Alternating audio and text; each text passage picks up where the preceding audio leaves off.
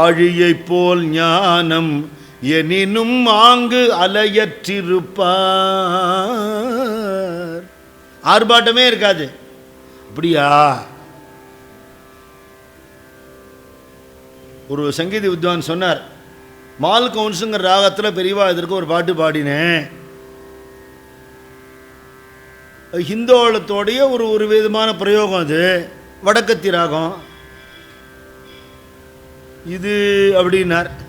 சரி, பெரியவாளுக்கு தெரியல அப்படிங்கிறனால இது ஹிந்தோளம் மாதிரி வடக்கத்தி ராகம் மால் கவுன்ஸ் தானே அப்படின்னாராம். ஏன்னு நமஸ்காரம் பண்ணிவிட்டார்.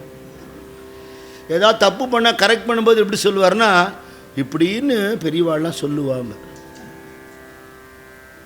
புதுக்கோட்டை கோபாலகிருஷ்ண பாது சுவாமி யாராவது பஜனை தப்பாக பாடிவிட்டா, என்ன உளர்ற தத்து புத்துன்னு அப்படின்னு அதுக்கும் சொல்ல மாட்டார். தனியாக கூப்பிட்டு அவர் கரெக்ட் பண்ண போகிறார். அதுக்கு முன்னாடி இப்படி பண்ணிப்பார். பண்ணிவிட்டு, இப்போ நீங்கள் பாடினேலே அந்த பாட்டை இந்த மாதிரி மகான்கள்லாம் பாடி நான் கேட்டிருக்கேன், போயிட்டு வாங்க, அவ்வளோ.